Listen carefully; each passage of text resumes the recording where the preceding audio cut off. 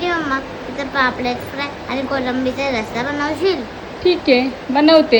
Hello guys, स्वागत तुमचं माझ्या चॅनल क्रेविंग कट्टामध्ये. आज आपण बनवणार आहोत फिश थाली, कोलंबीची ग्रेव्ही आणि पापलेट फ्राय बनवणार आहोत. कोलंबीच्या ग्रेव्हीमध्ये आपण हा शिराळा आणि कैरी घालणार आहोत. आमच्याकडे वेगवेगळ्या प्रकारच्या भाज्या घालून कोलंबीची ग्रेव्ही केली जाते, जसं की बटाटा, वांग, परत दुधी किंवा तुम्ही घोसाळा वगैरेही घालू शकता, शिराळा घालू शकता.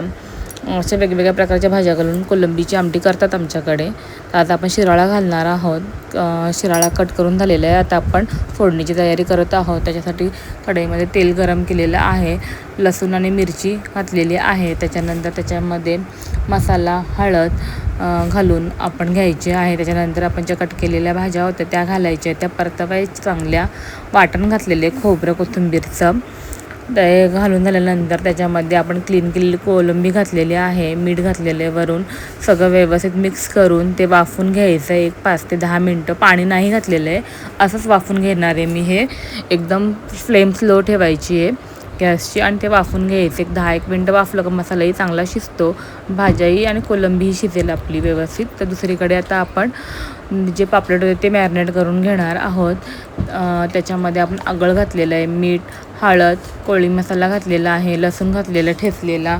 हे सगळं घालून आपण व्यवस्थित मॅरिनेट करून घेणार आहोत.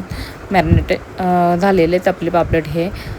आता तोपर्यंत आपली कोलंबी बघणार आपण, ही शिजलेली आता व्यवस्थित. आता याच्यामध्ये आपण पाणी घालून घेणार आहोत. तुम्हाला जेवढं थिक हवी आहे म्हणजे ग्रेव्ही किंवा काय त्यानुसार पाणी घाला. पातळ हवी असेल तर जास्त पाणी घाला. व्यवस्थित त्याला परत 5 ते 10 मिनटं शिजू द्या. मला मीठ कमी वाटलं म्हणून इथे परत मी मीठ घातलेलं आहे. याच्यामध्ये कोथिंबीर घाला आणि रेडी आहे तुमचा हा कोलंबीची ग्रेव्ही ही.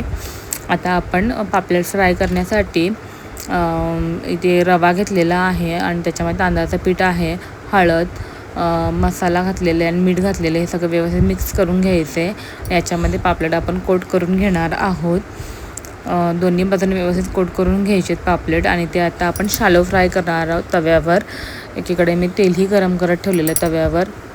त्याच्यामध्ये असा कढीपत्ता घातलेला आहे आणि त्याच्यावरती पापलेट घातलेले आहेत. पापलेट चांगले मीडियम फ्लेमवर फ्राय करा म्हणजे व्यवस्थित शिजतात आणि मसालाही करपत नाही. दोन्ही बाजूने व्यवस्थित 5-5 मिनटं तुम्ही मीडियम किंवा स्लो फ्लेमवर शिजवून घ्या. जास्त गडबड करू नका, नाही तर कधी मच्छी खळते. दोन्ही बाजून शिजून झाल्यावर आपला ही फिश थाली रेडी आहे. मस्त सर्व करा भाकरीबरोबर, भाताबरोबर किंवा तुम्ही चपाती खात असाल तर चपातीबरोबर करा. मी इथे भाकरी आणि भाताबरोबर केलेली आहे.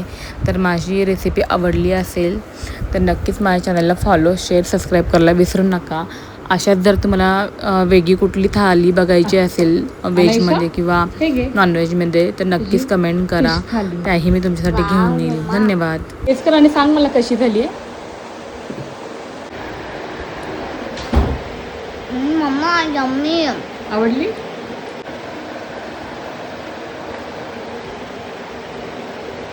ग्रेव्ही पण खूप छान झाली आहे. आवडली? हा मग